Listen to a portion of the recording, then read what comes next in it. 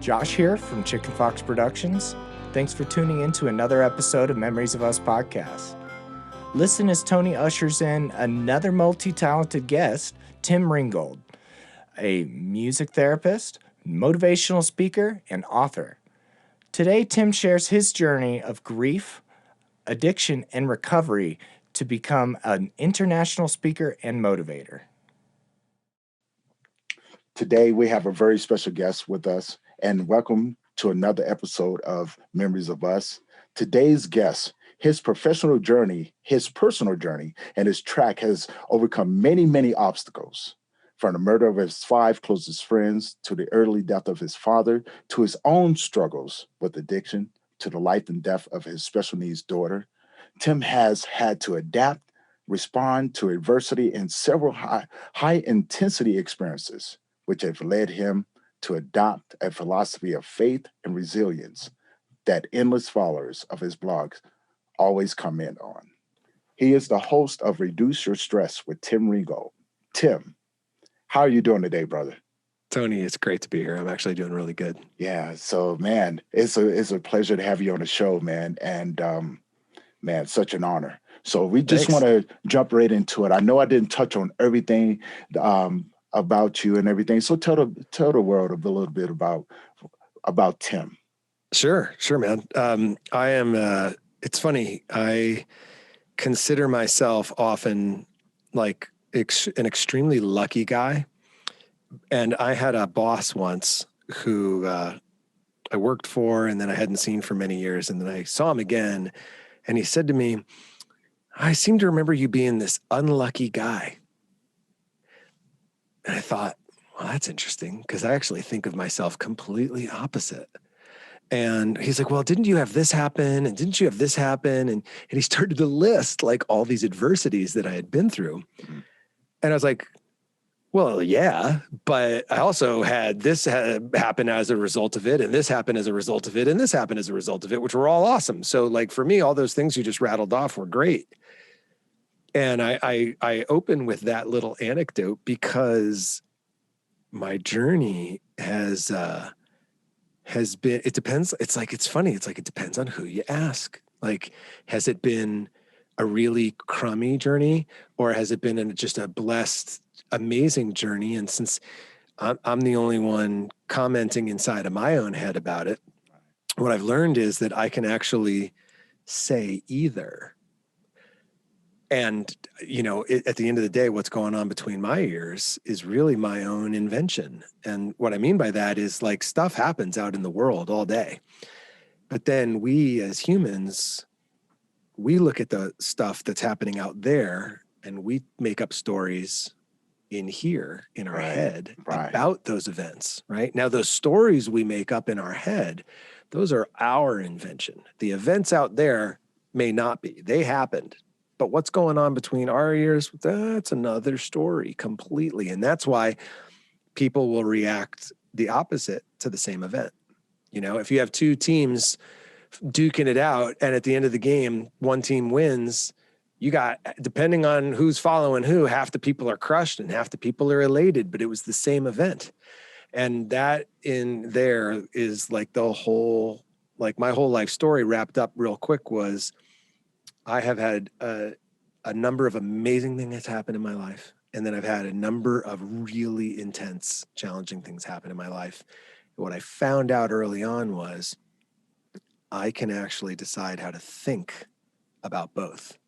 And it's how I think about those events that color the experience more than anything. And so I just started to get really focused, interested, rigorous, disciplined about how I think about the events of my life. Because depending on how I think about them, I could be elated or I could be depressed. I could be like totally crushed under the thumb of some of the things that have happened in my journey as you rattled them off. It's so funny whenever you hear somebody read your bio, it's a little bit surreal. Yeah. Because it's like, oh yeah, I'm that same guy. Oh yeah, those things did happen to me, but on the surface they sound like one thing, but they didn't occur that way to me. And why is that? Well, because I know that if I didn't pay really close attention to how I think about these events, a lot of these events could have been the end of me. Right. So I got to be on my game and make sure that I'm really coming from some place internally that allows me to get back up the next day after I've been knocked down. Yes. And there's this great quote, fall down 7 times, get up 8. Get up 8. Yes. Right. And I remember my mom telling me early on, she's like, one of the things you're just really good at, she goes, Timmy, and now P.S., she's the only person who can call me Timmy. Right? So, right. Your mom can call you things no one else can, you know. Very true. Very true. So she just said, she's like, you always find a way to land on your feet. And I was like, that's interesting. What is that? So that's been, my journey in a nutshell. Like I'm a very blessed, lucky guy. Listen, I live at the peak of privilege. I grew up at the peak, not on the privilege mountain, like at the peak of the privilege mountain. I did not want for anything. I just lucked out in all the genetic lotteries. I lucked out being born in the United States as a white man in a Christian Catholic family in a really nice neighborhood. Like I lucked out in all the lotteries. Right. And I didn't really have at the 2 parents, like I didn't struggle early in the game at all, Tony. In fact, I probably suffered from some good old fashioned entitlement early in my journey. Right. Just because I was lucky. I just didn't have any adversity to build any muscle, any resilience, any humility, any gratitude. Right. Because gratitude, like you foster gratitude after, okay. Before I go on. Yeah. Am I allowed to swear or is this a Oh man, podcast? no, swear. Say what you want. Yeah. Just checking. Like I said, this is raw, uncut, unfiltered. Okay, cool. Conversation between men. And I think this conversation needs to be seen by other men. Yeah. Okay, cool. We need to normalize this. Yeah. Just want to make sure some hosts, it's a clean podcast. Some don't care. So I forgot to ask beforehand. So, no, man, you're free for all. So listen, gratitude doesn't come unless you've been through some shit. Exactly. Because you don't know what you got until it's gone. And that ain't just a lyric from a song. That's some real shit. Like when shit goes down and suddenly you are flat on your back, next time you're upright, you appreciate the view. Man. You didn't appreciate the view until you lost it. Exactly. Right? And so my early years, things were fine. I didn't struggle for anything. So I wasn't really that grateful. I wasn't really, I don't know. And then some things just started to go like, quote unquote, not as planned. Yeah. And it was like, wait a minute, I thought, and I grew up in such a privileged bubble that the expectation and the entitlement was like, there's a plan for my life. There's a design for my life. It's supposed to go this way. And then when things didn't go that way, it was like, wait, like the screenwriters got something wrong. This isn't how it's supposed to go. And it was really challenging because I had never built any of my resiliency muscles. And I tell you, listen, if you're hearing my voice right now and you've been through some shit, this is the moment you're grateful for that shit. Here's why. All the strength you have in your body and in your mind and in your spirit came from only one place, and it's called adversity. Yes. It's in weightlifting, it's called resistance training. And Yes. in life, it goes by the same phrase. It is resistance training. And your mental muscles, your spiritual muscles, and your physical muscles all thrive and grow with resistance and adversity. They don't grow in the absence of it. How I know this is because I was this kid who had no spiritual muscle. I had no mental muscle. I'd never lifted any weights in the adversity game of life. And so when it hit me, I fell apart. I mean, I fell to pieces the first time adversity came my way. And in looking back in hindsight, the things that I fell apart over were things that could have been managed. They weren't like nails in the coffin. So I grew up, I'm an athlete and I'm an artist. And so I love to express myself in both arenas. And I was kind of moving towards either being a professional athlete or a professional artist. It was going to be one or the other. I'm not going to have a job. I'm not that guy. No one in my family was an entrepreneur, so I didn't know even what that looked like. And I had a knee injury. And I was a rugby player in college, and I had played internationally in college, and I was going to go play professionally in Europe. And I had a knee injury. And Tony, it was the mildest knee injury. I had an arthroscopic procedure, some physical therapy, some weight training, should have been back on, no problem. It completely derailed me. Wow. And I had never been injured. I had never been through PT. I'd never been through any adversity in sports. Everything had always gone my way. And I was just like, I couldn't handle it. And so I drank to the bottom of the keg and started drinking, and I'll call it sexing, which is just, hooking up. So drinking and sexing like there was no tomorrow, because my dreams were smashed. My dreams weren't smashed. It's just that I didn't have any muscle to get back up. I didn't know how to get back up. So then I'm 19 years old and I start this journey. It was about like a 20-year masterclass of adversity, where I started having some really intense challenges, one after the other, including like I'm 22 and my 5 best friends are murdered. And this is the first time that, I'm a white kid from Connecticut. Like, I'm pretty safe. I grew up in this insulated community. Like, it just doesn't happen where I'm from. Right. And I went to 5 funerals in 4 days, man. And wow. I drank. So every night, so this is what it would look like. I'd get up, I'd bury a best friend, and then I'd go get as hammered as possible. Right. And then I'd pass out, and then I'd get up and I'd have to do the whole thing over again the next day. Wow. And the next day, and then 2 on Sunday. It was just Groundhog's Day from hell. And so I, no amount, like drugs, alcohol, porn, food, video games, like I did everything I could to numb the pain. Nothing worked. But I sang a song I had written for my friends at each one of their funerals. And my community was like, this is amazing. This has been so healing. Thank you so much. But dude, it tore me up when I was performing the song each and every time. It was just like someone had a samurai sword just going thunk through my chest. Oh. So the night of the last funeral, one of my 2 remaining friends says to me, do you want to go see a show? So check out some live music. And I'm like, hell yeah. And so we went to a local club to see this guitarist play. And he's a world-renowned guitarist. I'd never seen him before, but I knew he was really good. And Tony, for the first 2 hours since I got the news, I finally found peace. And see, that's important too. Right. Sometimes the peace comes in some of the most unexpected ways. And yours has been music. Now, you play around the world, correct?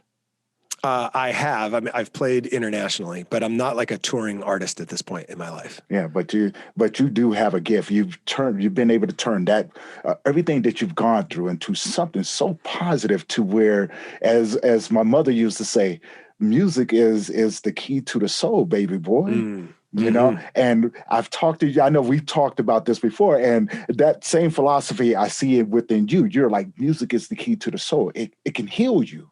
Oh yeah. 100%. And so now here you are having this experience, and you're seeing this guy from around the world. So take us off from that point. Yeah. So, it was amazing. I did a lot of drugs in my 20s. And so I have kind of Swiss cheese for memory. And but there are certain pivotal moments along the way where I can recall them in such clarity, because they were like life-changing moments. Right. And one of these life-changing moments was at the end of this concert. It's at a club. It's not even a venue. It's just a club, right? It's like a bar with a stage, and I'm sitting there and I realize in that moment that I'm not in pain. And I'm looking around like, where'd the pain go? Right. Right. And then I realize this guy is named Steve Morse. He took it away. And that's what I had done for my community. I had taken away their pain through my music. Steve took away my pain through his music. And so after the show, he's just standing off on the side because it's just a bar. And he's from Atlanta. Now, Tony, you don't drive from Atlanta to Connecticut to kick off a tour. But this was the first night of his band's tour. And for some reason, he's in a podunk town in Connecticut, having driven all the way from Atlanta. Like, that doesn't happen in the music industry. It's just a really weird thing. You usually start in your hometown and then you go to the next major market and then the next market. So he should have played 5 or 6 shows by the time he got to us going up to Atlantic Coast. Yeah. So he's making jokes on stage about the fact that this was the opening night of the tour in Connecticut. Like, what are they doing here? And so afterwards I walked up to him and I just said, dude, listen, there were reasons that you started your tour in Connecticut that you know of, but here's one you didn't. A week ago tonight, my 5 best friends were murdered and I've been in hell since. Wow. And you are the first person to bring me out. So I just want to give you back the piece you gave to me. And I took my hand and I put it right on the center of his sweaty chest. And all he was wearing was a leather vest. And he's just, man on man. And I gave him through my hand, just poof, like an EMP. I just gave him back the energy he gave me. And tears just burst out of his eyes. Wow. Wow. Yeah. I mean, this was like dude to dude in a bar and there's other guys around in like a semicircle and everybody's suddenly feeling the moment like, whoa, this shit just got real. Yes. And he just looks at me, right? And he starts crying. And like, it was a visceral, physical reaction. The piece he gave me, I gave back to him through my hand on his chest. Dudes don't walk up to each other and touch their fucking wet, sweaty, hairy chest. That's not what we do. Not unless you're giving a chest slap, after a good workout. Yeah, good workout, right. Man. Bam, it was smack each other. Yeah, let's do it. Yes. It's that testosterone, right. that masculinity. But what this I did was not that. Yeah, exactly. And what I found, because I'm an avid lifter, I'm a personal trainer as well. Okay. And so I train a lot of people. And it's always the same thing. Everybody's looking for something. Most men that I train, they're looking for a way to feel better about themselves. So physical training is a way to not only feel good physically, but feel good inside as well, because it increases those endorphins. And like you said, men don't come up. We don't come up and give each other hugs. I really wish it would change. And that's the reason why we do the work that we're doing, because we're trying to let men know, hey, all that masculinity, let's be sure that we don't make it toxic. That's right. As men, we understand each other to a certain extent. But now here's where the better understanding comes. When you've gone through something, you're searching for something. One thing that I found, that when I'm training someone's always looking for a healthier way of dealing with trauma. Yes. So understanding that, I go into it and go, okay, it's a little bit more than this, which helps me get into the nonprofit aspect of it, because that's what I do. I help men going through grieving. That's right. And, it's not really helping them. It's really just providing a safe space and resources for us men, because I feel that we've been neglected. Yes. I feel that we've been neglected. And like yourself, going through all the struggles. And that's just the beginning part of your 5 closest friends. At 5 funerals in 4 days, that's crazy, right? But It's not unheard of. Right. But as men, we look at it and go, well, I'm not going to deal with this right now. Yep. I'm not going to deal with this. But it's men like yourself that inspire myself and other people like myself, other men out there, to go, you know what? There's more to this, because we can see the other side. Yeah. And we can step back and go, here's what you didn't see. Just like the conversation you had with the musician, I believe that you were here for this.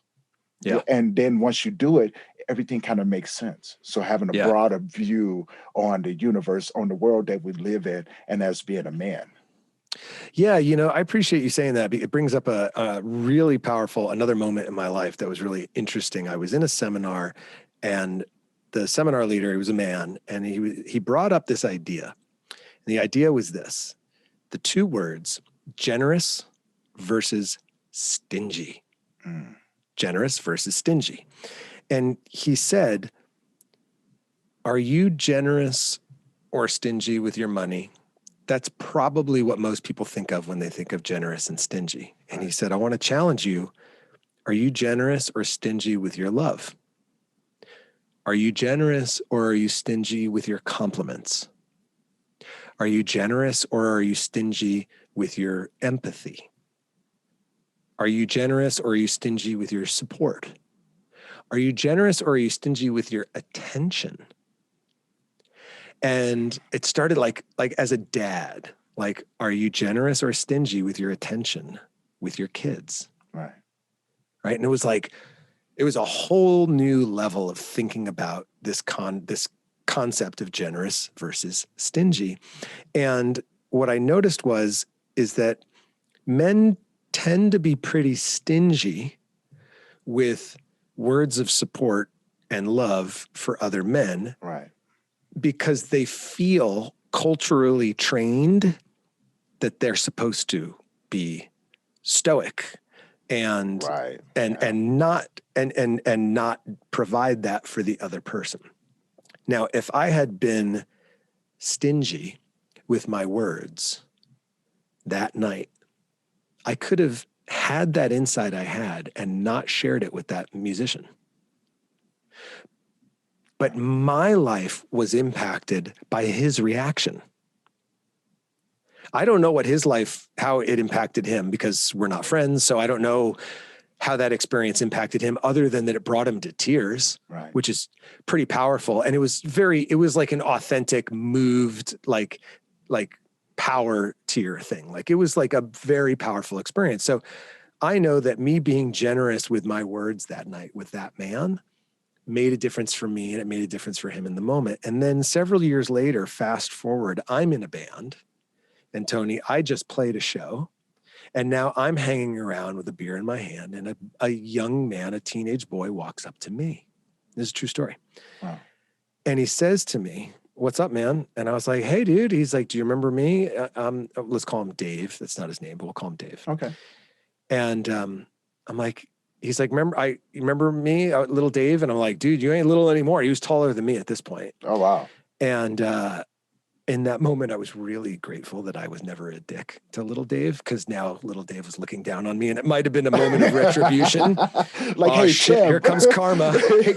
Like, hey, Tim, remember when you said this? I got one for Remember you. that shit? Like, I got something for I got you. something Yeah, for I've been your waiting. ass. I got something. Oh, man. I was so grateful right then and there. I'm grateful that you didn't look down on little Dave, because yeah, man, that could have been a rough moment. It could have been. I was like, whoa, dude, you've grown. And he goes, well, I just want to thank you. You saved my life, bro.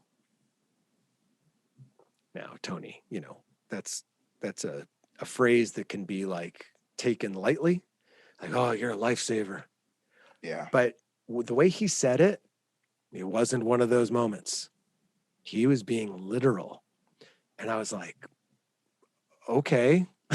Like, I'm standing next to a keg in a front yard. You know what I mean? Like, I'm not ready for you saved my life, bro. Right. And right. so I'm like, okay. And he's like, well, you notice you haven't seen me in a while? I was like, yeah. It's been like 2 years since I'd seen the kid. He goes, well, I got hooked on meth. And where I lived, meth was a huge problem. And kids were getting hooked on meth left, right, and center. And he's like, I got hooked on meth. And then I became super depressed. And then I became suicidal. And then I decided that I was going to do it. And it was the night, and I was in my bedroom, and your disc, my CD, your disc came on my disc changer. And I thought of you. And I thought how sad you'd be if I did it. So I didn't. Wow. And then I never got that low again. And then I went to rehab. I got my shit together. I'm back in school. And I'm good. So I just wanted to tell you, you saved my life, bro. Now, Tony, inside of the conversation, generous versus stingy, which men tend to be stingy with their words of love and affirmation and like affection. And it would have been very cool for him not to say any of that at a party. Right. The cool play is you don't talk like that at a party. You don't open up and reveal yourself as a man at a party that you were depressed and suicidal and that someone's music saved your life. Like that's just, you just don't go there. That's like social norms. Like you keep it light. He didn't. He went for it. He was extremely generous with his words of affection, gratitude, appreciation. And here I am now, 20 plus years later, telling the story. Wow. If he hadn't told me the difference my music made in his life, I wouldn't be telling the story today. But it's his story is one of the reasons I do what I do in working with teens who are struggling with addiction, depression, self-harm, suicidality, anxiety, because music, when they connect with their music, when we connect with our music, right, we can be alone in our bedroom feeling more connected to something we trust than downstairs in our living room with our family. That's very true. That's very true. Right? Because the music doesn't judge us. It doesn't judge us. It doesn't judge us as at all. Trying to get the words out, but you know, when I isolated after my son passed away, isolated for 2 years. You know, the two things that kept me going. I didn't watch a whole lot of TV. I just was over it. You know, I got tired of watching videos or movies about, you know, happy endings. And, you know, when you're in a place of just turmoil, happy endings aren't, you know, they're so far away, right? Yeah, exactly. Yeah, they're so far away that you stop trying to reach for them. You go, I can go through it. I know for me, I was going, I can get through this. Nothing. I'm not going to be whooped by this. I'm not going to do this. And it whooped the crap out of me. It beat the holy crap out of me. But I did have those friends. I had a handful of friends that actually got it. And the way that it came about, just like how the young man came to you and approached you after your set. Guys used to come up to me after church. People that I've known for years. They say, hey, Tony, come here, man. I want to invite you over to a barbecue tonight. And I'm thinking to myself, I don't really want to hang out with you. I really don't. I just want to go home, close my door, and not be bothered with anyone. Yep. But it was that one time something said, go. And it was my friend Joseph. And that is his real name. But I won't give his last name, but he's been a really good friend of mine. And he became like a strong mentor to me, even though I never told him. And it's because we had a similar situation happen. He lost his son when he was young too. Yep. And so when he came to me now, I always looked up to Joseph like he was a good friend of mine. I never even knew. Oh, no kidding. I never even knew. Right? What? It was something that we never talked about. And of course, this incident happened, right? Yeah. Yep, exactly. Of course. Never talked. Here we go again. Yeah, right. And so that's why we're talking. He invites me over. We have this awesome steak dinner, man. And he goes, I need to tell you about my son that passed away. And I'm looking at him going, really? And so here we are as men. Mm-hmm. And there was a couple more of us there as well. But it was just about me and Joseph in that moment. Yep. And I remember him telling me the story about him losing his son.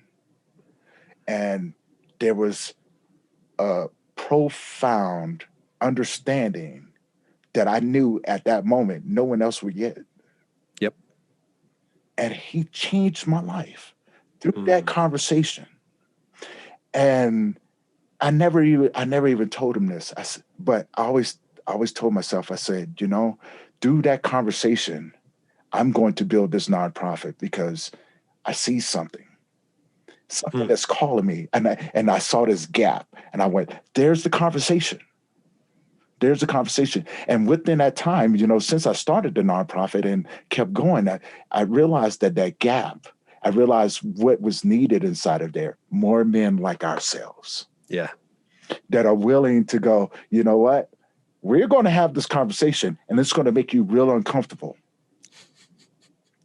And I realized that stepping outside of my own comfort level opened up the doors to so many great opportunities, meeting so many great people, being here with you in this moment, sharing this space with you and your story. And I don't want to take away from that. So let's go back into it, brother. Let's go back into it. I mean, I could talk to you all day long about this. I know. No, it's great. And I really appreciate that, because when it's so important to talk to people who have been through it, right? Because look, experiential knowledge is just the trump card of all things. Like you can read a book about it, you can watch a movie about it, you could take a class on it. It ain't nothing until you've been through it. Exactly. Right. And as a parent, so here's the rub.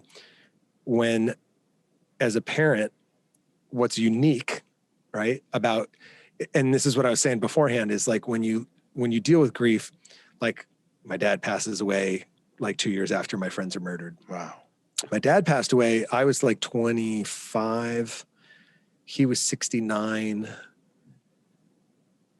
The statistical average for men of his birth, it was like 70 or 72, maybe tops, was the life expectancy. Yeah.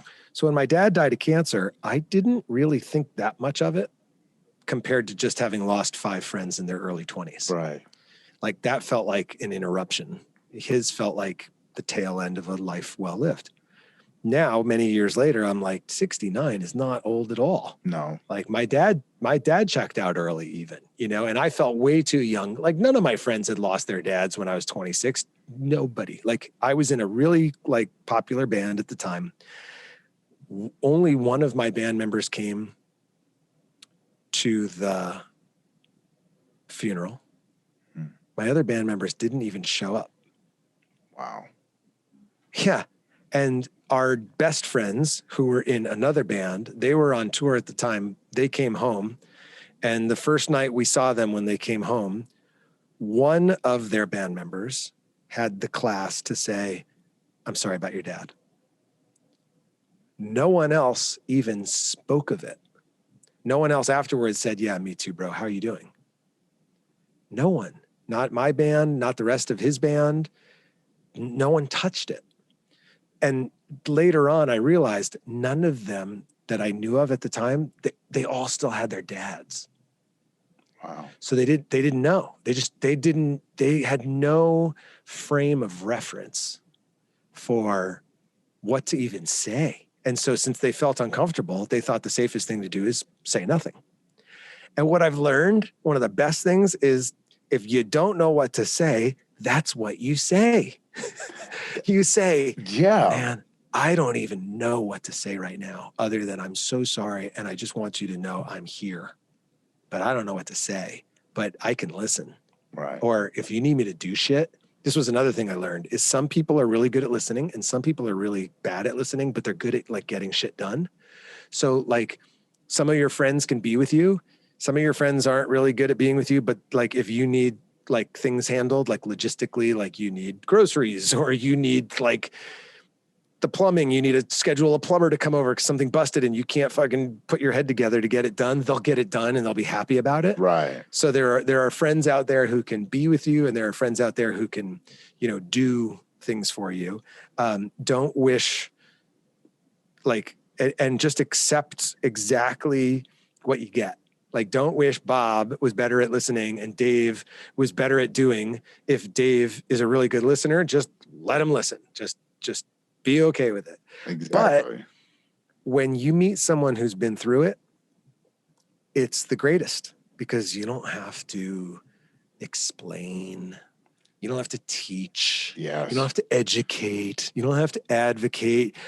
You don't have to do anything. You don't have to be defensive about your feelings. They just get the whole mess of you, top to bottom. They just get it without you having to say anything. Exactly. You don't have to pretend. No. You don't have to pretend. And I think when it comes down to men and grief, we pretend a lot. It is as crazy as it sounds, and it's reigned true. We do pretend a lot, We wear this fake mask. We wear this, Yes. we wear this fake smile. Our words have to be calculated and pretty much planned out. So we're not finding ourselves trying to comfort other people over the losses that we have. But when it comes down to men who have journeyed down there, pretty much, they say, hey, here's where we take the gloves off. And it is just like when you take the gloves off, it's a whole different weight lifted off of your shoulders. It's a whole different avenue. It's a whole different conversation, because now here's where the realness comes from. And so many men, I think, get wrapped up into that masculinity. Oh, that's not about being a man. Yep. It's all about this. It's, we as men, we have to find other things to do. Yeah. Until you come home to your family one day and they're not there. Right. And when it comes down to the realness of it, to the dirt grit of it. That's it, man. And listen, that happens to a lot of men. And they're like, you just nailed it. Like, you come home and they're not there. Well, guess what? They're not there because they had been coming home and you weren't there. Yeah. Mentally, emotionally, and spiritually, for however long you checked out in defense of trying to be a tough guy. Because to me, when you hear guys say, be a man, what they're saying is be tough. Right. And tough has its place, but it's not a panacea. It doesn't work for everything. And your kids do need you to be tough sometimes. Your wife or your spouse or your partner may need you to be tough sometimes. Right. But you ain't going to win the Super Bowl with one play. You got to have more than one play in your playbook, baby, if you want to win the Super Bowl. And as a man in the 21st century, tough is not, you can't just run tough over and over 4 downs in a row. It's not going to work out. No, it doesn't work. Not in today's world. So you need to learn where is it safe for me to open up? How can I open up? Because all the emotion that you are wired to feel, it's energy in your body and it's doing something to you. You're either expressing it, which just means to squeeze it out. To express emotion, Tony, just means to squeeze energy out of your body. Right. And you can do that verbally or non-verbally. That's nothing like a great workout. Like, I ran and lifted after my daughter died and I sobbed on the treadmill because all the energy in my body was literally, I was working it out. I was working out all that emotion, all that grief. I was working it out of my system, one stride at a time. And as I would run, I just pounding on the treadmill, I'm just shaking loose all that buried energy, that buried emotion, all that grief. Holy shit, would just come flooding out of me. And I worked out at a small gym and I would always take the treadmill in the corner, and the treadmill like faced the window and outside. And so nobody could see my face. And I had my headphones in and I would just cry as I ran. No one ever knew. No one ever knew, but I knew. I knew I was crying on the treadmill at the gym, but I knew why I was crying at the treadmill. I knew what was happening. Right. It was a little container where I could let out all that pent up energy. And if I don't let it out there, I'm going to let it out on someone else accidentally. Exactly. Like my daughter who was still alive, like my wife who's still alive, like my mom who's still like everybody else who's still around is going to be like, the collateral damage, they're going to be like the innocent bystander. Yes. Right. Yeah. And so, gentlemen, in your attempt to be a man, what you end up doing is hurting a lot of people accidentally along the way, whether you like it or not, and whether you realize it or not. Right. That's what happens. So you got to find ways to get that shit out of your body. When I mean that shit, I mean that energy, which is that emotion. Because as a human, you're wired to feel. You're going to feel. Right. And then your job is to figure out, I call it dealing with feeling. You have to figure out how are you going to handle your shit in a healthy way so that you don't fuck up everyone else around you while you're trying to hold it all together. Because inadvertently, you're going to fuck everything up around you as you try to hold it all together. Exactly. Because it just comes out sideways, comes out backwards, comes out upside down. It does not come out in a healthy way. So whether it's through talking, which is a really good tool, but it's not the only tool. Right. Exercise and music open up that same emotional pathway so that, because the challenge with talking is you need the right words and you need the right listener. And as men, we are bad at both. So it's like strike one, strike two, right? Like, what are you feeling? I don't know, right? How are you feeling inside? I don't know. It's like, I don't have the fucking words. It's right. like language becomes a toll booth. It's like, I got all this energy and I want to get it out, but I need to translate it into English. Ugh. Or I don't want to hear myself speak. Yep. I don't even want to hear myself say these things out loud. Yep. Okay, I get it. No problem. So pick up a pen and start writing. Write it out. Don't send it to anybody. Just open a journal and let the pen just vomit all over the page. Cool. Now you don't have to worry about having a listener. Now at least you're getting it out. But even if that doesn't work, you can listen to music. And someone else has told your story in their lyrics. And if you have a good cry, oftentimes that's very cathartic. Like you let it out. Now, the research shows, at least with depression, which is different than grief, a lot of people think they're depressed when they're just grieving. Sometimes music can make you feel worse. And that is actually true. So you have to be your own judge of how does the music you reach for make you feel better? Does it have no effect, or does it make you feel worse? And if it's making you feel worse, cut that shit out and go for a run. There you go. If it's making you feel better, rinse and repeat.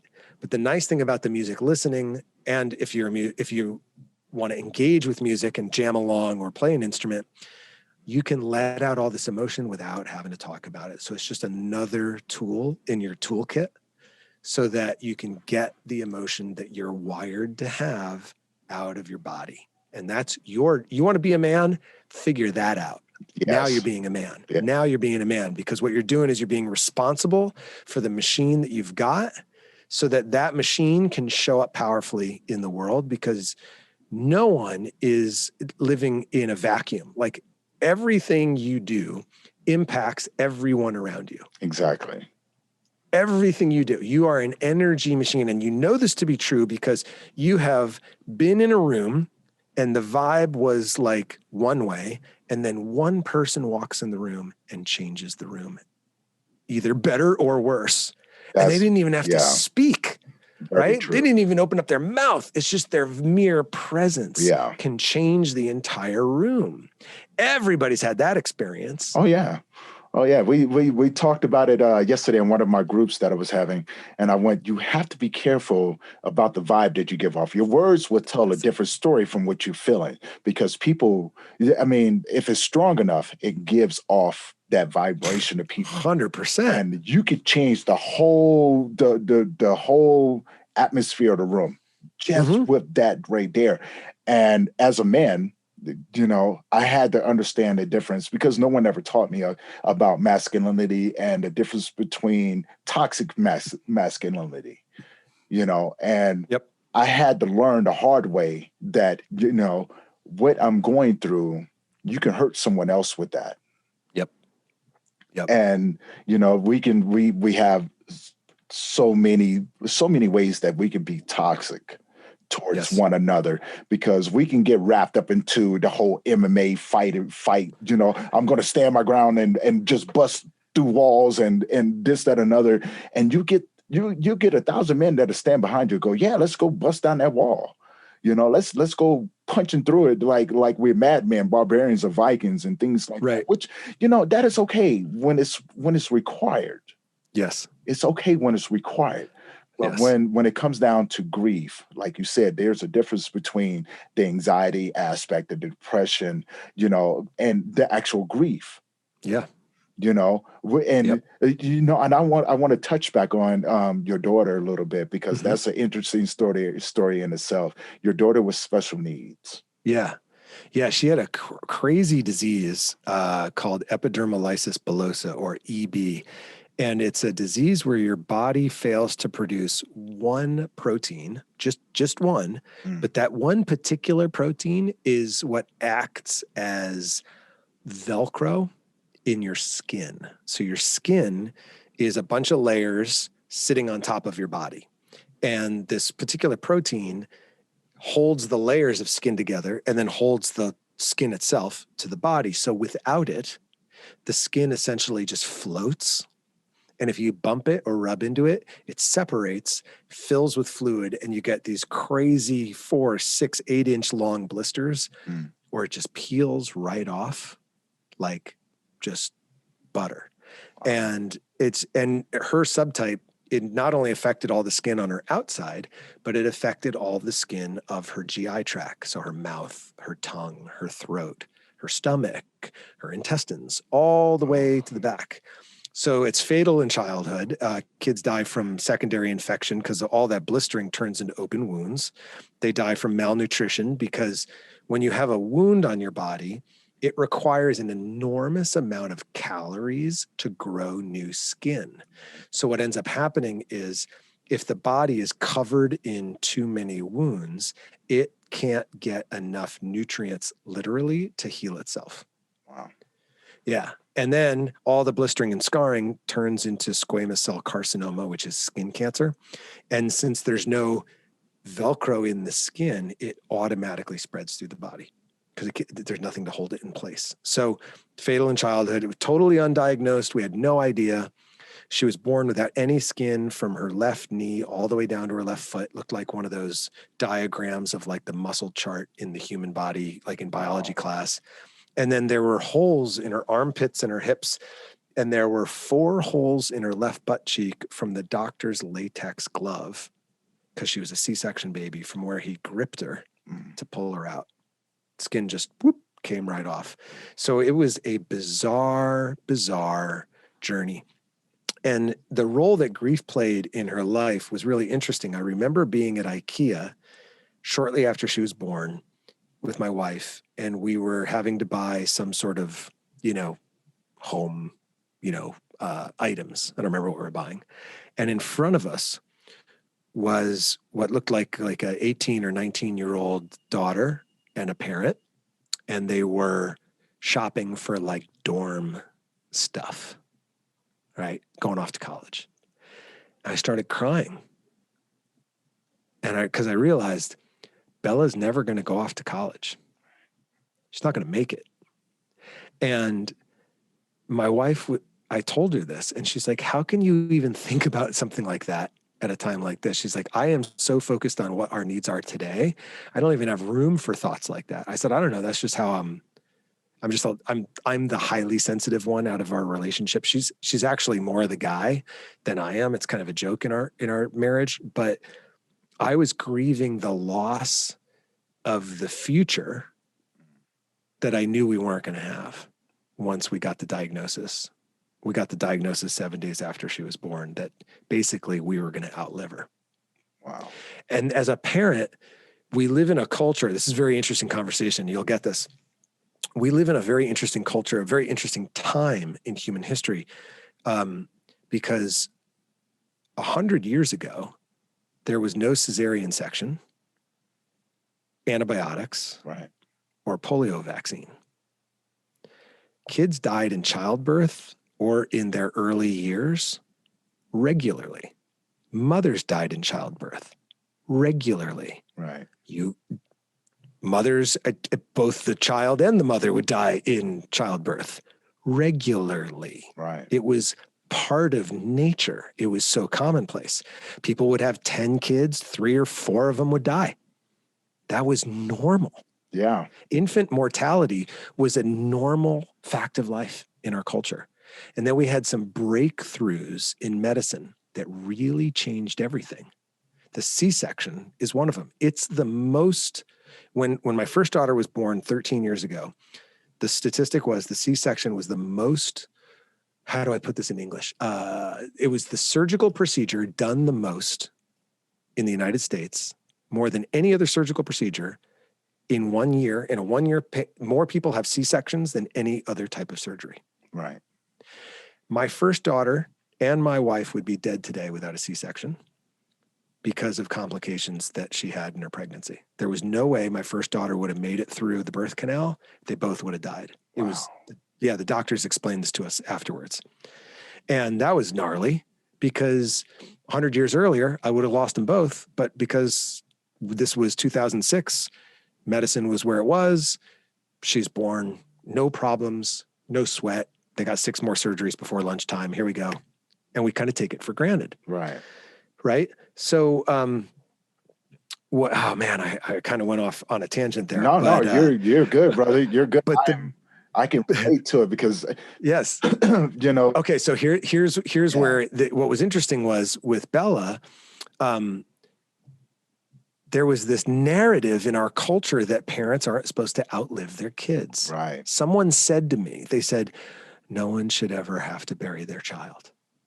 And I thought about that statement and I thought, Tony, up until 50 years ago, parents buried their children all the time. Yes. Throughout the entirety of the human experience on the planet Earth. And in fact, in most other developing countries right now, parents still bury their children on a regular basis. Oh, yeah. And so I was like, it's almost like we got amnesia as a culture. Like we forgot how hard it was just 100 years ago. And now we live in this expectation that no child should ever die. Yeah. Like that is an unrealistic expectation. So man, I'm right people there were with coming you. up, right? People were coming up to me with these crazy notions that nothing that happened to my daughter should have happened ever. And I'm like, are you out of your mind? Do you look around? We are children of nature. In nature, the children, the kids and the elderly are the ones that are always at risk. In the pack, in nature, they're the ones who don't make it. When things get tough, the little infants and the little kids or the oldest in the herd, they're the ones that don't make it. This is by design. This is nature. But humans have somehow gotten in their head that we're above nature.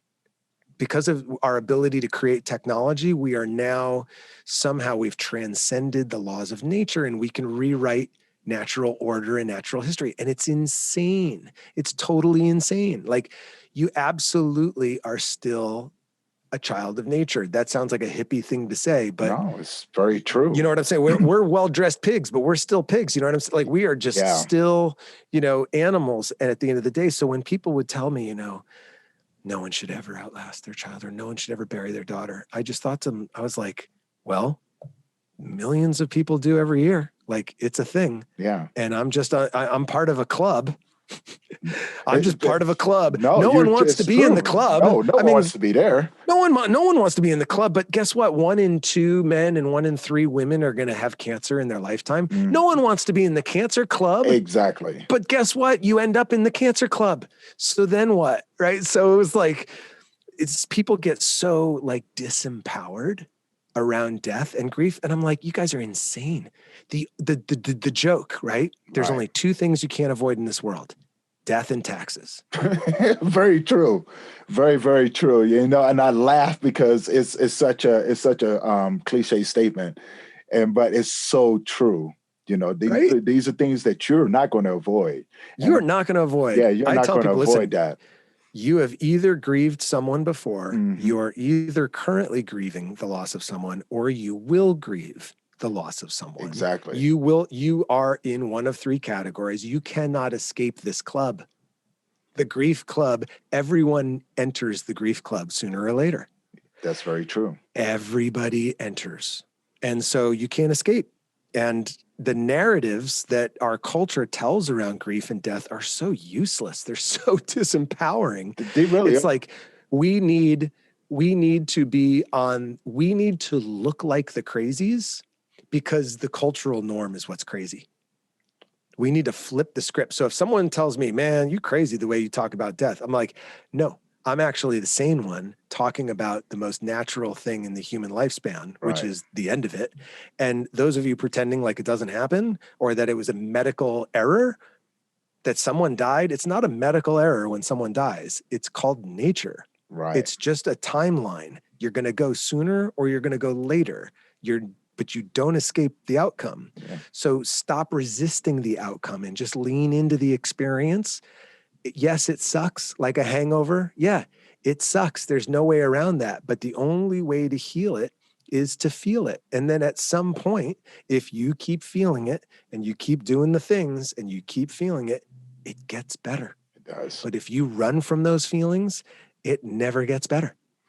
And I have people on our grief retreat who come in 6 years after their loved one died, and they are frozen in time emotionally. Yep. They have run, they've medicated, they've distracted, they've diverted their feelings and their attention for 6 years. And guess what? Didn't go anywhere. Their grief. It just waited.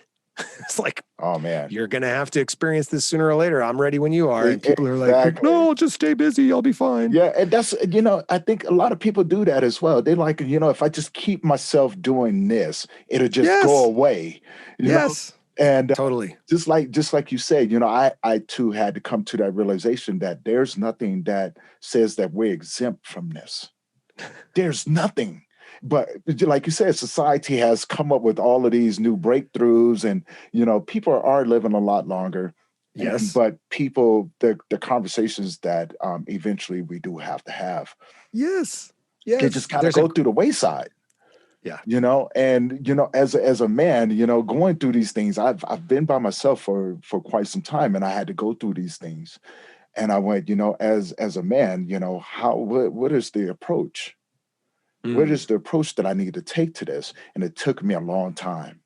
It took me a long time walking through, as they say in the Bible, I had to walk through the valley of death.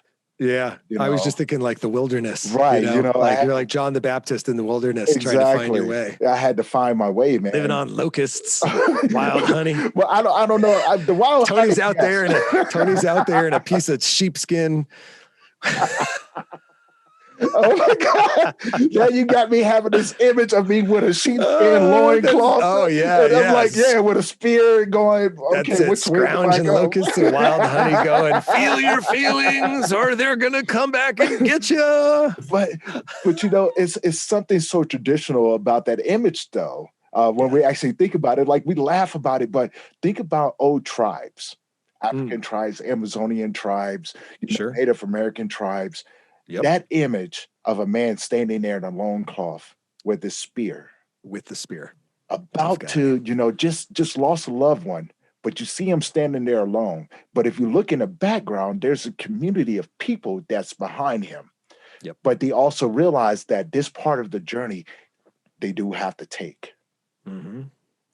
And for me, I always imagine myself going through that walk, and I go, here I am at this crossroads. Which direction do I take? Yep. Well, neither. I'm going to make my own direction. And that's the way I looked at it. When I saw the pitchfork in the road, I went, you know what? I'm not going to go that way. I'm not going to go that way. But this way down the middle has no path. That's the one I'm going to take. Nice. And I justified it as going, you know what? If I'm to understand this, I first have to make the first imprint. I have to make the first footprint. I have to take the first move. And I have to accept everything that comes along the way. Yep. And that's what it was for me. It was more of a, rediscovering who Tony is after all of these things. What does it all mean?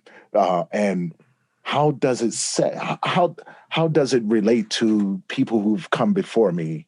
And how can I make an imprint for the people that's coming behind me? Yeah.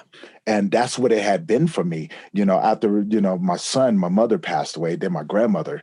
And I was going, you know what? I'm down to the very last little bit of my family now. It's just me and my sister, my nieces. And I went, you know what? I'm going to make sure that what I do will outlast me, but will benefit those of my family that comes after me as well. Nice. And that's a legacy right there. There you go. It's about building a lifestyle that's going to outlive you. Yep. And I told myself, I said, I'm not going to be angry. I don't want to be angry anymore. Yep. But I am hurt. Yep. I am hurt. And as a man, As a man, it's hard to admit that when you get to a certain situation and you hurt, it's hard to admit Yes. defeat. It wasn't really admitting defeat. It Yep. was going, you know what? I've gotten as far as I can get on my own. Yes. Yep. But what I found that, you know what I'm saying, there was tools and resources that I've developed across my walk. Yes. And I went, you know what? This is pretty awesome. This is pretty awesome. And I know when we speak about death of our children and everything, people go, there's nothing awesome about that. No, you don't understand. And I go, you don't understand. I had 8 years. I had Oh, 8 man. years. I had 8 years with my little guy.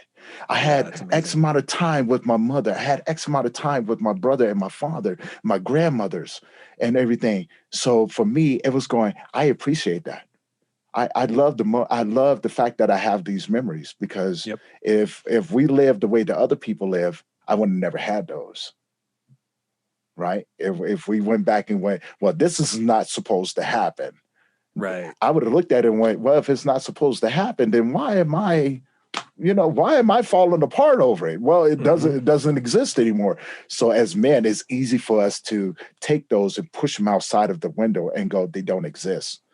But then inside of the house, here you are. Yeah. It does exist. Open up the window, my friend. Let it in.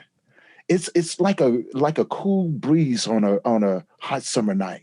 There you go. That's great. It's going to bring you some sort of comfort, right? Yeah, because listen, one of the things men make the mistake of doing is thinking they have to do things on their own. Right. And that's a very guy thing. And we have this idea, especially in the United States, about self-reliance and independence. Right. It's kind of in our DNA. But that's only workable to a certain extent. Like the fact that you and I are connected through Zoom, neither you nor I understand or built the technology that's connecting us right now. Right. We had to rely on, who knows? How many hands were involved in the production of my computer, my microphone, the cable that connects me to the power source, the Ethernet cable to the telephone lines, to the infrastructure, to all of it, right? I had nothing to do with any of that.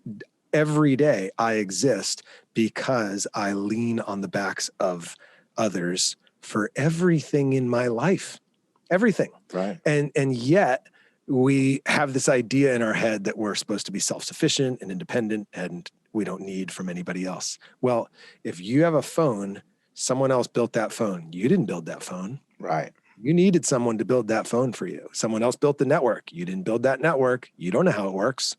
And even if you do, you didn't build it yourself. So you need others on a daily basis. And there's this phrase, being human is a shared experience. Yes. And I think that's such a great phrase, because when it comes to grief, like if you try to do grief on your own, that is a shit sandwich. And it's a fucking 12-foot long sandwich.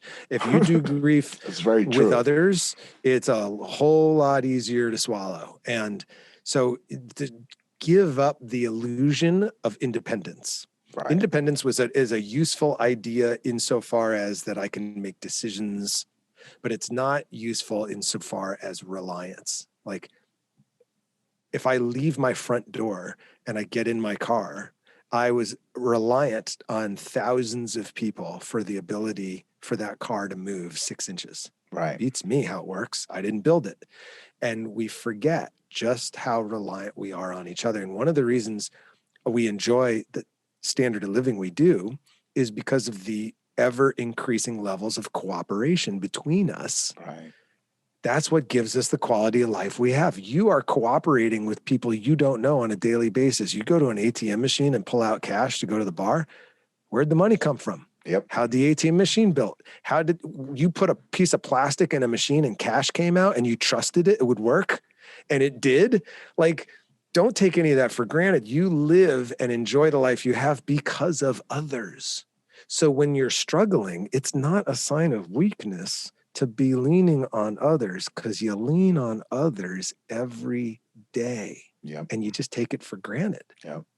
So it's no big deal to lean on others when you're going through grief, because that's by design. You're designed to grieve. And we as humans, we're pack animals. Humans are pack animals. Mm-hmm. So we live in a relationship from cradle to grave. So utilize your design, which is to live, in and lean on others. And my guiding mantra is that I lean on you, you lean on me, and we don't keep score. There you go. That's community. There you go. And that's how the world advances. And the world gets better the more we cooperate. The more we work together, the better we have it in life. And technology and quality of life and cooperation all ascend like equally. So like just notice how good your life is today. And the reason your life is so good is because you've got all these other people who think they're doing it for themselves, for their paycheck, for their family. Mm-hmm. But really, we're all doing this for each other. Everything we're doing, we're adding value to each other, whether we realize it or not. So it's not a sign of weakness to lean on someone else when times are tough. And one thing I'll say is not all shapes on the pegboard are right for everybody. So some guys really do need to use their mouth. They need to open up and they need to talk. Right. Some guys need to exercise. And like they may not need to use as many words, but they better go move their body. And it's your job to figure out which one works for you and then go do it. And luckily there are groups available for both. Very true. Very So, true. And then if you want to get primal, like you go to meetup.com and you type in drum circle. And where I live in Southern California, there's a drum circle every full moon at Aliso Beach. You go down there and you don't have a drum, no problem. Just show up and dance around the fire. Mm. No one's going to ask your name. No one's going to collect ID or a cover charge. And if you do have a drum or a shaker or something, bring it and walk up and start drumming. No one's going to ask your name. No one's going to ask your credentials. No one's going to talk to you. In fact, when I go to the drum circle, Tony, and I drum for 2 hours, I don't talk to anybody. It's a drum circle. You can't hear anything. Right. But without having to say a word, I'm connected and I'm part of something bigger than myself. Mm. And I am expressing myself using my body to bang on a drum, and I'm getting those emotions out. And no one knows what I'm processing. Nobody knows what I've been through. I don't need to bring up anything to anybody there. Right. But we just look at each other and give each other a thumbs up and maybe a high five, or probably not even that. But we've connected, and I know I'm not alone. And I think that for humans to know you're not alone in something is one of the most powerful. It's like Popeye's spinach. Like when you know you're not alone, you're like, okay, I'm ready. I can do this.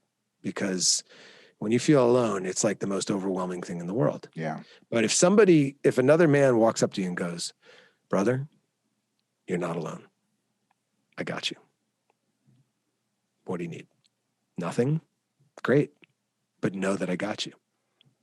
That's powerful. Man, that's a totally different feeling. Like the hairs on the back of my neck and my body just started tingling when you said that, because I felt that so much in my soul. Mm. I felt that. And because I believe in that wholeheartedly, we as men, well, when we go through hurtful things, and I just want to touch on this a little bit, because we entered a community that we never knew that even existed, even though, even though life is life. Yes. But these communities, it's like a hidden society. Totally.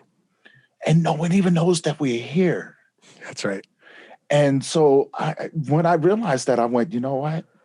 It's time that we as men know that there's a community of us out here, no matter what you're going through. We are here. And not only that, we're here for you. Yes. And we just need you to take the step in our direction. That's it. And we will meet you with open arms, man, because we've been where you are. We've been in areas where you only think that only exist in your own mind, because because when we talk about the dark place, right? When we talk about the hole that we're in, it exists in our mind. No one else sees this. That's right. It's an invisible battle that goes on in the mind of a man between masculinity and being sensitive. Yep. Yes. having empathy and compassion, Yep. and being all around a brute. Right? You know what I'm That's saying? right. Because Oh yeah, man. Totally. The fear of looking weak. exactly. And, you know, we would rather go through an invisible battle, get our butts whipped, right? Yep. Instead of reaching out to the next man and going, hey man, I'm having a little bit of trouble. Yep. You know, not even in that same sense, but use your words. Do you want to be masculine? Use their masculinity. Come to me as a man, right? That's it. And be open to being hugged, right? Yeah. You know what I'm saying? Because we need that community, we need that connection. You know, Yep. being open to, hey, I'm going to share what worked for me. It may not work for you, but at least if you can, hold on to what I have. Yep. Until you're strong enough to develop your own. Nice. Right. And I reach out to those men and I go, hey man, here's my hand. I can't pick you up, but if you reach out your hand to me, we can both pull each other up, because that's right. What I have enough strength for both of us. So borrow mine for right now. Yep. Right. Yeah. You know what I'm saying? And then when you get, you know what I'm saying? Pass it on to the next person, man. Oh, 100%. It's like a pickup truck, dude. Like you're moving. I got a pickup truck. You right. borrow my pickup truck. Next time around, I need some help. Someone else, I'm going to borrow their pickup truck. Right. Like, that's all it is. It's just handing off the keys to someone else. Hey, man, that's it. Drive for a little bit. That's it. You know what I'm saying? That bulldozer. Hey, man, you drive this for a little bit. And when I'm ready, take a turn. You know what I'm saying? You give me that keys. I'm going to drive until I can hand it off to someone else. That's right. You know, I look at the men that we serve and people that I've had conversations with, and it all comes down to one thing. Hey, man, you're not by yourself. There is hope. That's right. And change is possible. Yes. Change is possible. And we have to, as men, we have to be strong for each other, because society's already dealt us a crushing blow. Yep. Crushing and you're blow. not going to get any sympathy votes from society. No. So don't, this is something that's between men, and we'll talk to each other, cause it's, I've struggled with this a lot, is like, I have been the white, straight, cisgendered, middle-class, Christian American male. Like, nobody's gonna, I'm not gonna, I don't have a lot of sympathy. People are not like very sympathetic. Oh, it's been hard for you, hasn't it? Having every door open. You know what I'm saying? Like, right. You poor thing. It's been so hard. And it's like that piece of it as a man, like knowing that you're not free to express yourself, that there's a cultural double standard, that I can't express myself because I will be seen as weak. Right. Is that's toxic. It's unhealthy. Right. And I get it. But it's so but the results, it's like, we don't live in the healthiest culture. Like, we have an epidemic of mental health issues, of overdoses, of suicides right now. Yeah. The life expectancy in the United States began to drop for the first time since the Spanish flu 4 years ago.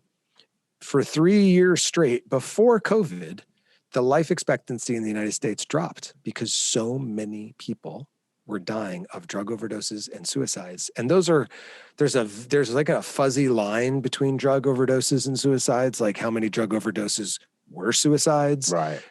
And so we were already redlining it as a culture. Like, there's already a problem in the United States in our own mental health. So it's important for us to like stop and assess the situation and go, the way we were doing things has resulted in the decline of our species in the United States. Yes. Like, we're dying off sooner. That's empirical evidence, folks. You cannot fuck with those numbers. Those are cold, hard numbers. Number of people who die. Life expectancy, that is just a baseline thing. Living, dead. Our lifespan's getting shorter in the United States. Exactly. So what that should tell you is that shit's fucked up in many ways. Oh, man. Standard American diet, totally toxic. Oh. Toxic masculinity. There's all kinds of things in our culture right now that need honest assessments. Honest assessments, no finger pointing, no blaming. Fuck that. We don't have time for that. Right. Honest assessments. Just be honest. Honest with yourself. Just be honest. What's not working? It would be like driving down the road with a flat tire, pretending you don't have a flat tire. Right? Hey, but you can That hear would be the thump. insane. Yeah, you can hear the Thump, thump. thump, thump, thump, thump, thump. No, things are fine, but look at these other 3 tires. They're great. That My life's great. I got 3 great tires. That Fuck gives a you new for pointing meaning out these to- problems. That gives a new meaning to, we just gonna ride this motherfucker till the wheels fall off, Oh my right? God, dude. No, let's not ride it till the wheels fall off. Let's repair that flat that we have. Pull over. Yeah, pull over. Pull over. Yeah, take the time. Stop get the the spare out car. the trunk. Yeah, stop Yeah. the car for a minute. Yeah. Get out. Yes. Repair the flat. Yes. You know what I'm saying? Fix and the then flat, put dude. the right tire on there, and then you ride it. Then you get Dude, back that's in and grief you ride right it. there. That's grief, man. Fucking funny. That is grief. Sometimes, and Pull I had to over. learn. It was one of those things. I had to learn. Yeah. But it took me almost taking my own life. Mm. And that's a where wake up. everything turned around. And like you said, that energy that was passed down through me from that moment, I was like, you know what? I'm done fighting. I'm done feeling alone. I'm done feeling like no one understands. But most of all, I'm done with the pain. Yeah. I'm done with it. And it was like something I couldn't escape. I was like, no matter what I did, Yeah. that pain was so deep. It was so intense. Yep. That I eventually was going, you know what? If I do not take my life, this is only going to get worse. And eventually, it's just my skin's going to fall apart, Right. And I'm not going to be good for anyone. And, due to the circumstances of my choices leading up to that moment, life was not good. Yeah. Unlike yourself, I came from a background of poor. We have food stamps. We grew up on food stamps, right? Gotcha. Dad worked, he worked the 9 to 5 that was often resulted in 12, 14-hour days for him. Both my parents was an alcoholic, and I shared that trait, but I'm not mad at them because I actually understand. I get it now. Yeah. I get it. Yeah. And, but these was my vices, alcohol, and learning from, listen to my dad. My dad was a good man. He was a really good man. And he taught me everything that, as a young man in that generation needed, far as, going out fishing, the birds and the bees and things like that. But he never taught me about grief. No one in my family ever taught me about grief. Yeah. And as a young man, being in my 20s and going through half the crap I went through before I even got to my 30s, I was going, you know what? Yeah, I'm not quite sure how this world is gonna pan out, but if it gets too bad, I'm gonna have to do something about this. And with the examples that I had so many friends that committed suicide, cousins that committed suicide, and just so many people that I met that I lost in gangs being killed and things like that. But I realize now it's so much more deeper than that. I never looked at the fathers that have lost their children during the gang violence. Right. I never looked at the fathers who have lost their children through suicides and overdoses. Now I look back on it and my heart goes to them. And I see some of them from time to time, and I just go up to them and I go, I don't know if this is appropriate for you, but man, I got 2 open arms and I'm going to put them around you. And if you don't want me, just let me know. And what I got 95% of the time is that when I wrap my arms around these men, they put the head on my shoulders, and there was something that happened. Like I would feel my shoulder getting wet, Yep. I would feel I would feel those tears on my shoulder, and I'm going, okay. And then when I would go, okay, as a man, we have a rule, you know what I'm saying? 4 or 5 seconds, you got to back off, right? There's a timer. Yes. there's a timer involved in this. But what I realized is that when I went there, I always told myself, 4 or 5 seconds, I'm gonna push off. And it was them that pulled me closer. Yeah. And I realized at that moment that I needed this probably just as much as they needed it as well. Wow. Yeah. So now I tell people, man, I'm like, hey, I'm about to do the hug thing. Yeah. I'm going to do it. Don't fight it. Don't fight it at all. But more men are starting to walk up to me. It's like, hey, we about to do this hug thing. And I'm not quite sure how you feel about it, but it's about to happen. And Oh, it's so good. here's that masculinity right That's there. it. Come bring it on to me. And what That's I it. found that is that community that we crave, Mm-hmm. the community that we look for when we're going through these things as men, we're here. Yes. We're Band of brothers. Man, we're a band of brothers, man. You know what I'm saying? And when my daughter was in the hospital in Minnesota, I'm in long-term recovery for sex addiction. And I went to a meeting while I was in Minnesota, looked for a local 12-step meeting. And I walk into this church basement, where most 12-step meetings are. No. And this big dude who looks like Santa Claus, he's like 300 pounds. He's got the fucking suspenders, the giant belly, white beard, white hair, except short white hair, short white beard, but otherwise like fits the mold of Santa Claus. Right. Are you here for a meeting? Like, yes. Holy shit. It's the voice of God. And so there's like maybe only 2 or 3 other guys show up. It's a pretty small meeting. Not much happens in the meeting, except Tony, when I go to leave, I go to give this guy a hug. And that 300-pound bear hug that I got was so healing because I had been so tired holding it all together for my family that I just needed someone else to kind of like dump my exhaustion who could handle it. Mm-hmm. And here's this 300-pound bear. You think he can fucking handle it? Are you kidding? He could handle 10 guys in a row. He gives me this hug and I just, same thing, like it was like this letdown reflex where I was like, like all my anxiety, all the tension, all the fear, all the anger, all that pent up emotion that I was trying to hold it all together for my family. I finally found a safe place where I could just let it out. And I just let it into this guy. And he's my sponsor to this day. And that was the summer of 2010. Summer of 2010 in Minnesota when I met him. I've only seen the man twice in person. That one day and one other time when I came back to Minnesota for someone's wedding. We had coffee. But he's been in my life. I talk to him about 5 days a week on the phone.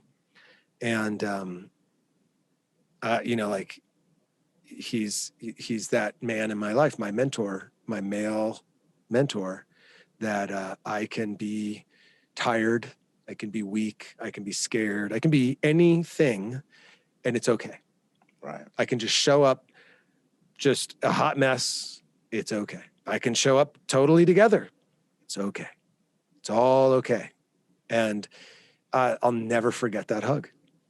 So I imagine there's a lot of guys actually who will never forget your hug for that very same reason. Because I think as men, we just need somewhere where we can fucking let down the armor. Oh man. Like the shield and the fucking character armor and the fucking battle defenses. It's just tiring. It's like plate mail armor. You carry it around everywhere you go and you don't realize how tired you are until you take it off. It's like a giant backpack. You take it off. You're like, oh God, that was heavy. Man. And that's what a simple hug can do for another guy, and not a bro hug, a hug that actually involves staying connected for more than a 3 count. Yeah. And guys are afraid of that. We're so like homophobic. Oh my God. Guys are so gotta have a seat between us in the movie theater. Yeah. And we're on the airplane, but just lighten up, fellas. Nobody's hitting on you. No, man. This is what men do. We connect, and we can connect physically, and it can be safe. It can be intimate. It can be non-sexual. Relax. Yeah. It's not that, you can, and there's great, oh my God, just the safety, the psychological safety of knowing another man has your back. Yeah. I mean, I did not serve in the military, but what I've heard over and over about those who do is that one of the things that the military gets right is fostering this trust between 2 or more men that their lives literally rely upon each other. Yeah. And that they've got each other. Like they are dependable at the level of life and death. Yeah. And when you have that, you are willing to go into a firefight because who the fuck wants to do that on their own? Right. Fuck that. But when you have a band of brothers that you know has your back, then you become willing. And I think in a much softer way, like the game of life, right, plays out very similarly. When I know that someone's got my back, I'm fucking down. I'm ready. I can handle it. Right. But if I don't know and I feel alone, I freak out. Yeah. Right. It's like, don't go swimming in the ocean by yourself. There's a reason for that. Because if you just fucking get a cramp out of the blue, oh fuck, I'm fucked because I'm alone. Oh yeah. You got a buddy there, you got a shot, you know, but if you're alone, you're fucked. So don't try to do it on your own. Look, you weren't designed to do life on your own. Bears do it on their own. Humans do it together. So don't fight that. It's not weak. It's not uncool. It's actually extremely cool to be. It takes a lot of confidence to be able to put down your character armor. Yeah. It would be like, how badass of a fighter would you have to be to put down your sword and go, let's do hand to hand? You'd be like, whoa, you're pretty confident. Holy shit. Maybe I don't want to fight you after all. I was hiding behind my giant sword and you just put it down like it was nothing. Wow, you're really powerful. But I think, you know, that there's something about that there is great strength in demonstrated. Like when I'm hanging out with other men who are heart-centered and are authentic and in touch with their feelings and can be with the good, the bad, the ugly, right? They can ask for clarification or they can ask for insight. I find myself impressed as another man by that. I don't look at it as a sign of weakness. When they come to me like, here's what I'm struggling with and I could use your insight. Not like I need you and I'm going to leech off you, but I would benefit from your counsel. Right. Wow. You think that of me? Wow. Thank you. Right on. That's cool. What can I do for you? You got my attention. How can I help? And I think guys are afraid of what happens on the playground when they're in elementary, middle school, and high school, when we're all immature emotionally. Mm-hmm. And a sign of weakness is like, pray, you know, like you're going to die on the playground if you show that weakness there, because we're all immature. Now that we've achieved some level of emotional maturity. I'm 48 at the time of this recording.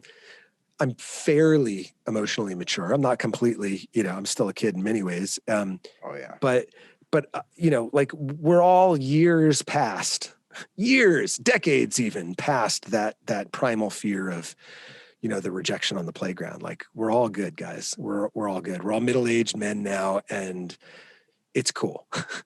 Yeah. You can talk to me about your shit, and I'm not going to tell anybody, and I'm not going to post pictures, and I'm not going to point fingers and yell at you at the playground, and it's all good. I totally agree with that, because the playground mentality, and I say this because I was stuck there. I was stuck there. You know, I was that playground mentality. You know, got to get up and, you know, go right back at it. You know what I'm saying? We have to, you know, face everything on our own. And, you know, as kids, I'm very immature. I'm a big kid, man. You know, I still love getting on. I still love climbing trees. I still love, you know, getting on the playground with the kids and have them running me off. And, you know, I still love getting out there with the men and going, hey, let's get a game of touch football going on. You know, I still love getting in the ring and you know, with my sparring partners when we're practicing MMA and going, you know what, let's just take off the gear. You know what I'm saying? And get it. Let's go at it, you know? Yeah. But then there's that side of me. There's that side of me that goes, you know what? I'm still a child and I still need nurturing. Mm-hmm. And so, and there's a huge part of me that goes out and seeks not only to nurture myself, but to help nurture other men. And I know it sounds, you know, when we talk about the homophobic thing, we put the nurturing part in there, and men go, oh no, that's not what we do. According to whom, my man? Right. According to whom? Who did you learn this from? Oh, I learned this from my dad. And who did he learn that from? Who did he learn it from? And there's usually, I've seen more women going to their young men that fall down on the ground that tell him, get up, be a man, suck it up and keep moving. Oh, yeah. Women, Oh, yeah. stop doing that to your children, because when you grow up, it's the women from that generation that has to deal with that man. Well They're the ones that have to deal with that man. And as a man, as a single man right now, I realize that the impact of the words that was said to me, women that I was involved with, they felt the impact of that. Yes. Plays out later on. It plays out later on. Then I realized that because I've gone through so many relationships, and I went, you know what? Maybe it's not their fault. And then I took the maybe out, and I went, it's not their fault. It is not their fault that I'm the way that I am, you know what I'm saying? And so I had to go back in. I go, if I was a woman looking for a good man, it's not the job of a woman to heal a broken man. It's their place to be there for us. Yep. But in turn, we have to give something. We're like, we can't put that all on them, because we'll break them. Right. We will break them just as well as we break ourselves. Right. Yep. Yep. And, women need to get out of the mindset of, what a man is. You don't have those genes. You don't have that coding in your DNA. Right. It takes a good man to produce a good man. But it takes a strong woman to realize that, hey, the man that you have is going to need so much more training from other men. Yes. And when we talk about men in grief, we have to be on the same page. Yeah. We all have to be on the same page, because women would go out and find support. Yeah, they're good at it. They're really good at it. They're really good at supporting each other and going over and cooking food. I think we talked about this, cooking the food and running the errands and things like that. And that's taking care of it, right? You know, and when it comes to men, oh man, you want a 6-pack? Or 20-pack. Exactly. That's right. you want a 6-12? Yeah, let's watch some sports. And the conversation is never had. No. This conversation is never had. And I get so tired of mourning people's death. Yes. Especially other men who have found themselves trapped and with no place that they feel like they can go to. I get tired of mourning the suicides. I get tired of mourning the overdoses. I get tired of going in and seeing a person down on his luck and pretty much just threw his hands up in the air and go, you know what? I would rather give up everything than to deal with this. I know. It's so heartbreaking, because I used to work in an adolescent psych hospital with kids who were in there for like a 72-hour hold because of they were a danger to themselves. Right. And there's like, no shoelaces. Like this place is like super locked down. Like they've tried to kill themselves. They didn't succeed. Now we have them for 3 days to try to stabilize them. And I would have these one-on-one interviews. That was part of my job, was to do these assessments. And I'd sit there with them and I'd be like, so are things kind of like a roller coaster right now for you? Like, tell me about what's going on. And they would kind of describe this roller coaster of emotion that they've been going through and life circumstances. And I'm like, well, I want you to get just like why I'm so happy you're still here. Right. And they'd look at me, because I don't know them from Adam, and they're like, why are you happy I'm still here?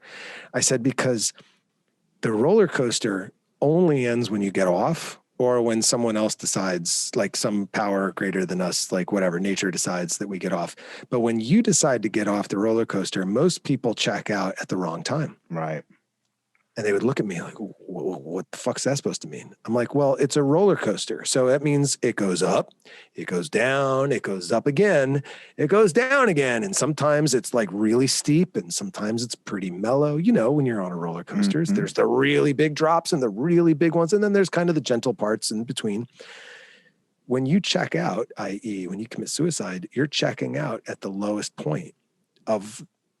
But it wasn't the end, but you made it. You ended at the lowest point. If you just stick around, what's inevitable is it's going to go back up, because the nature of the universe, the nature of life itself, is that it is a dynamic and ever-changing entity. Right. It always changes from moment to moment to moment to moment. You change, I change, the world changes, everything changes. The only constant is change. So if you check out now, you've just guaranteed that your life stays the same, i.e. you're dead at the lowest point of the roller coaster, hang around. It's going to change. Yeah. And I'd have so many kids who were teenagers. They're like 17 and they've got problems at home. I'm like, hang around, because next year when you're 18, there's this word in the law books called emancipated, which happens to be the word that they use for teens. When they become 18, they're free to leave the house. Legally, they can leave.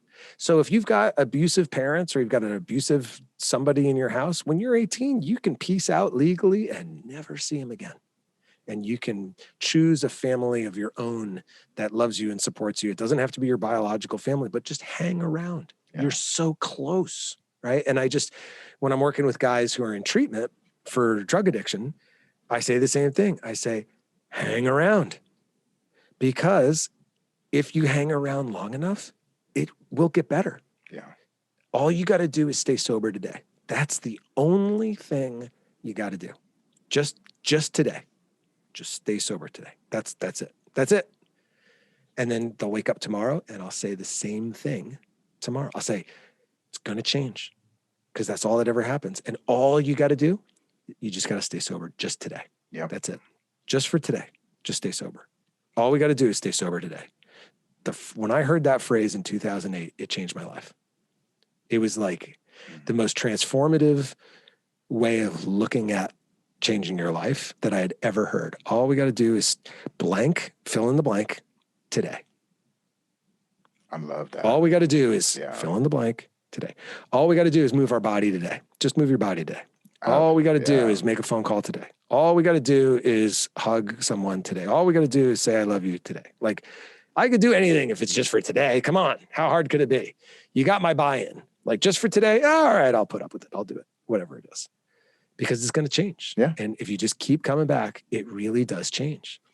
And it's so hard because so many people, and this is the thing that you were alluding to this earlier, and I wanted to kind of really explore this, which is,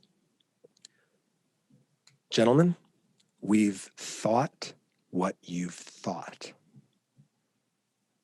All those dark thoughts you've had, you think you're the only one? Oh, man. We've had every dark thought, because thoughts are just frequent. They're just vibrations of frequency, and everybody vibrates down to that frequency and then experiences that thought inside their head as if they're the only one. Exactly. But it's just a radio wave, and you've tuned the dial down far enough to where you tune into that thought. And then as you play the game and you raise your vibration, you tune into other thoughts. They're not yours because you didn't think them. And you know this. You have thoughts. They seem to come out of nowhere. Where did they come from? They didn't come from you. You didn't create the existence of that thought. Those thoughts, and I heard Tony Robbins explain this one time. There were 15,000 people in an arena. And someone said, like, they were struggling with, I feel like I'm going to be a failure. Or I think I'm a failure. I think that was it. I think I'm a failure. He said, okay, hold on a second. Everybody else in the arena, just raise your hand if you've ever had the thought, I think I'm a failure. Well, fuck, of course the entire arena raised their hand. Well, yeah. Everybody had that thought. And he's like, and look around, and the person looks around like, whoa, what the fuck? And he's like, your thoughts are not yours. You are not special. You're not the author of them. They're just fucking vibrations floating around. You've tuned into it. You heard it in your head, so you thought it was yours, but it's not yours. It's a collective thing that all humans tune into from time to time. Right. And you got suckered into thinking you're the only one. Yeah. That's part of our culture. Our culture is all fucked up when it comes to the way we think about thinking. Oh, man. Thoughts are not yours. So don't feel guilty or ashamed about the thoughts you're having, because they're not yours. You've just vibrated down to a frequency where you're picking up on that one. And it's just an assessment. It's an indication that you're not really vibrating as high as you could, because the higher you vibrate, your thoughts change. They get better. They get different. So if you've ever had some fucked up thoughts, you are not alone. Because let me tell you, I have had some thoughts, and my daughter and I talk about this. I love this, Tony. She's turning 14 next month. Congrats. And we will talk about our thoughts. And she's like, I have intrusive thoughts. And I was like, what does that mean? She's like, well, like I'll be doing the dishes and I'll be putting the knives in the fridge or in the dishwasher. And I'll be like, well, what would happen if I used one of these on me or on you, meaning dad, or, and I'll be like, you don't think I've ever had that thought? Are you kidding? Come on. She's like, what? And I was like, yeah, it's pretty uncomfortable, right? You're like, I don't like that thought. And then you move on to another thought. But yeah, dude, I've had all kinds of messed up thoughts. You have no idea messed up thoughts I've had, honey. And she's like, really? And I'm like, of course. We're human beings. Of course. We're human beings, which means we have this little internal monologue that's going on that we think we're the author of, except we have absolutely no control. We don't have the ability to turn it off. Like if you thought your thoughts were yours, turn them off. Yep. And then suddenly you realize, oh shit, there's no on off button for this thing. Like I'm gonna have to ride this damn thing, man. They're not yours. No. Don't worry about it. Don't get so hooked. Don't believe them just because they're floating through between your ears. Like there's this great person named Byron Katie, and she has this thing called The Work. Great self-development, personal development. Highly recommend Byron Katie and The Work. And part of the work is she's like, you're just cross-examining your thoughts. Like if you can learn to cross-examine your thoughts, you will free yourself from most of the prisons you find yourself in. And it starts out with nothing more than after you have a thought, if you can catch the thought and if you have the insight to go, is that true? Just stop right there. Just, is that true? I mean, is that true? Well, can you absolutely know that that's true? Yeah. That's the second question. It's like, well, no, I can't absolutely know that's true. So what would it be like if that wasn't true? Oh, it would be completely different. She goes, the problem most people face in their life is they just believe the thoughts they have in their head. You just believed a thought you had. Yeah. That was it. It's like, whoa. Like a thought like, to be a man, I must be self-reliant. That's a thought. Right. It's true. No, it's not true because you're not self-reliant. You rely on others every day. So it's not true. So if you can cross-examine your thoughts, right, things will never get better. Is that true? Is that really true? Will things never get better? Well, no, it's not exactly true. I mean, have things ever been bad before? Yeah. Did they change? Yeah, they're going to change again. It's true that they're going to change. That's the only thing that I can really bank on is that shit's going to change. If I stick around, Tony, shit's going to change. Of course. That is like boiling it down to like Captain Obvious, right? If I stick around. But one of the things I always tell the guys in treatment, stick around. Because if you're still here, it means you got a shot. Because there's countless people who have overcome tremendous loss, tremendous adversity, turned it around, sometimes quickly, sometimes slowly. It took me 7 colleges and 18 years to get my degree. That's a lot of different schools. That's a lot of failing out. That's a lot of years to go in and drop out, go in, drop out, go in, drop out. Most people, it's like, 4 or 5 years and it's 1 or 2 schools. Took me 7 schools and 18 years, right? So it was kind of slow. But you know what happened when I finally got my degree and became a music therapist? I haven't worked a day since. Because in my head, what I do for a living is I get paid to play. There you go.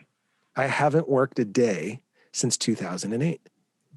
And people are like, well, how are you so young at heart and so exuberant, so full of energy? I was like, because I don't work for a living. I love that. I love that because I tell people the same thing. I go, the day came where I had to make a decision to jump off the ledge, And I just say that as an analogy to getting so far in the life that you think that you are supposed to live and crossing that barrier into the life that you're meant to live. And so for the work, it's just like yourself, you found music. I found a way to do work with men. And I tell people, I don't work. I haven't worked since I've started this. That's it. because this is where my passion is. My heart is in this. And I Yes. look at all the years where I have worked for other people and the time and, you know, the effort that I gave them. Yes. And I was listening to who was it? I was listening to Les Brown. Mm. He gave, and it was a mixture of Les Brown and Martin Luther King. Okay. And the words were, you know, when you find a blueprint of your life, you'll never have to work another day. Nice. Right. And just in more simpler words, I don't want to try to do it verbatim because I'll just slaughter it. And that's the truth, you know, but in so many simpler words, you know, it was find what you want to do in this life and you'll never work another day. And that's what I did. And but it was the journey of getting here. It was the process of becoming more of who I'm supposed to be, a process of learning more of what the world requires of me so I can give back more of myself. And I made it a mission. I made it a statement in my mind. I went, before I leave this place, I don't want to have anything left in me. Yes. So I work every day. I work every day to fill myself. And then I search for the opportunities to give it back out. Yes. And so people go, really? I go, yeah. Have you ever stepped into a place and just looked at everybody and went, I wonder if my conversation can change this person. I wonder if my life events can change this person. I wonder what I could say to change this person's life. But you don't look for anything in return. Mm-hmm. You know, you don't live in expectation. I'm going to give you this, but I need this back from you. Right. That's right. So when I do my support groups with the men, I go, you know what? I sit in there and I listen. I'm in a moment with them. And when my time comes, I go, now is the time to give everything back out. Mm-hmm. And I do. I give it with nothing but love and honesty. And it's just beautiful. It's just so beautiful to when the men come in, they got the shoulders up high because they're carrying stuff with them, right? But when they leave, they're walking out and they're more relaxed. Yes. And they go home. The biggest compliment is, well, actually, I got several good compliments, but the biggest one I've ever had was when a guy's wife walked up to me. Never met him. Never met her a day since we started doing the support groups. Right. And she just comes up and she just gives me this hug. And I'm looking at him because I'm looking at the guy going, okay, I'm not quite sure. Okay. I'm not quite what's sure. Yeah, like what's going on now? I didn't initiate this. Yeah, I didn't do this. But when she pulled away from me, she had tears in her eyes. She looked at me. She goes, I don't know what you did to my husband, but he is not the same person that walked into your groups that come home at night now. And I just sat back and I just went, it's not me. Yeah. Your husband, I don't take credit for any of that. Right. But it's not my credit to take. Right. First off, your husband took a chance on me. Yes.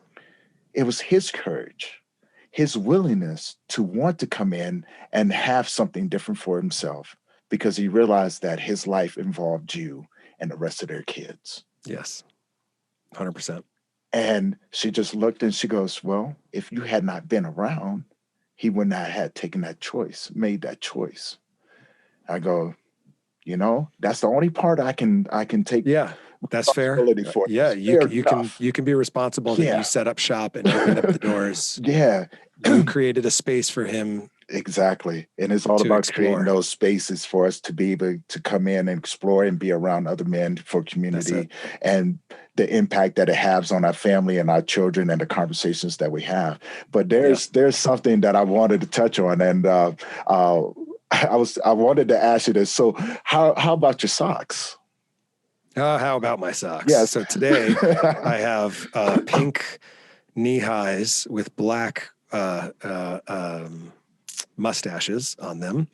And so when Bella was in the hospital, the only clothes she could have on her body were socks because she was an infant and she was in the ICU. So she had tubes coming out of everywhere. So she'd have a diaper and she'd have a pair of socks and she'd be under a blanket. So every time we'd change her bandages, we'd change the socks, and I'd take a picture, a little side shot, and I'd put it on the blog, and it would say Bella's fabulous socks of the day. Because that was the only way we could normalize the experience of being in the hospital. And she was in the ICU for 99 days. It's a 10 by 10 room, just with barely walking room, just all these machines. And people started mailing us fabulous socks from around the world. And we have we have a little Charlie Brown Christmas tree in our living room next to her urn. And instead of Christmas ornaments on it, it's got her socks. So you come into my living room and you'll see her urn, you'll see a beautiful portrait of her, and then you'll see this weird little tree with all these baby socks hanging off of it. And so I wear fabulous socks everywhere I go. That's how I take Bella with me. If I'm wearing socks and I'm not doing something athletic in sports, then I'm wearing some pretty fabulous socks. And my wardrobe, my drawer, it's fucking awesome. You open my drawer and it's like, pow, there's like color. It is amazing when I open my sock drawer because it's just boom, boom, boom, boom, boom, all these amazing colors. And let me tell you something. Back in 2010, fabulous socks were not hip yet. So I had to go to like the dollar spot and buy kid socks, or I had to go to like Dress Barn and buy teenage girls socks to find fabulous socks that I could put. And like the heel would be like under my arch, they wouldn't fit. And I remember the day that I knew that like men's fabulous socks were hip. We were in like Nordstrom Rack shopping for, whatever. And there was these like Italian pink men's dress socks with like a seam up the back. And I was just like, oh, okay, well, fabulous socks are now officially cool to wear. But I have been wearing fabulous socks on my feet since 2010, and I don't plan on stopping anytime soon. My favorite pairs, I'm wearing one of them right now, that are the pink knee highs are really impressive. And then I have a pair of Bob Ross Joy of Painting socks where it's got Bob Ross's afro and him saying happy little trees on it. I particularly like that pair. I got a pair of Darth Vader socks that I had to retire because of holes. It was very sad. I really liked my Darth Vader socks. Had a pair of Superman socks that I just recently had to retire because of the holes. That makes me very sad when I wear them out. And then the last pair is a pair of pizza socks. And on the bottom of the feet, it has like some sticky material like the hospital socks. And it says, if you can read this on one foot, and on the other foot, it says, bring me pizza. I love it.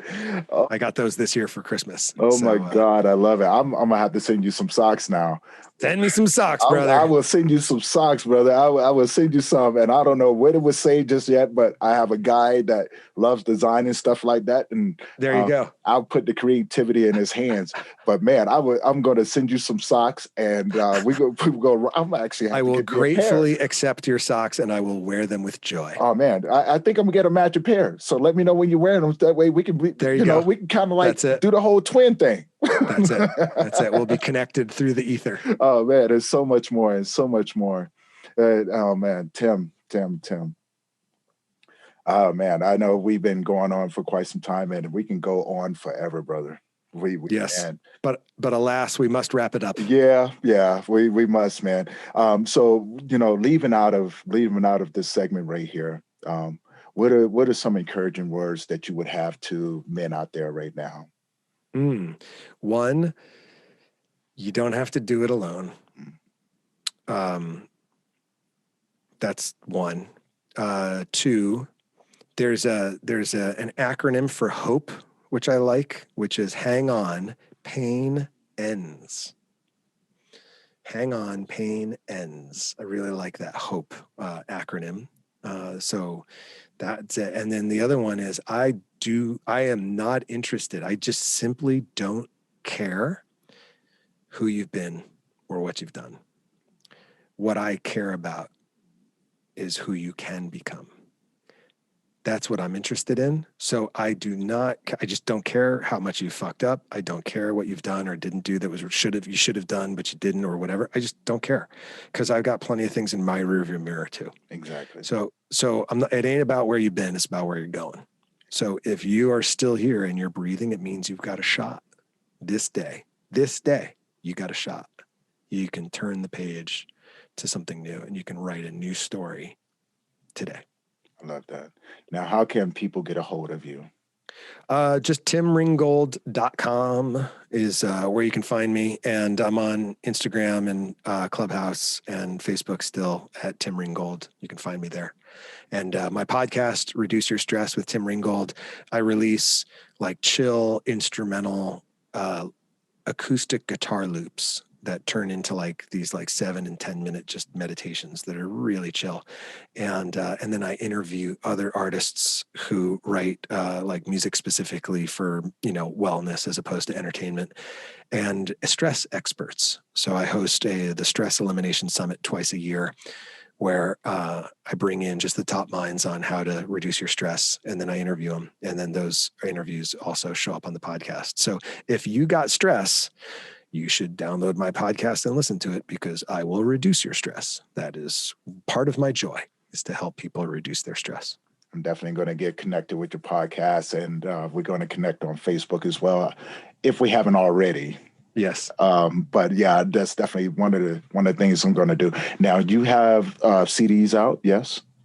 I don't. Oh, no. I know. Shocking. Well, it's a weird time in the music world. Okay.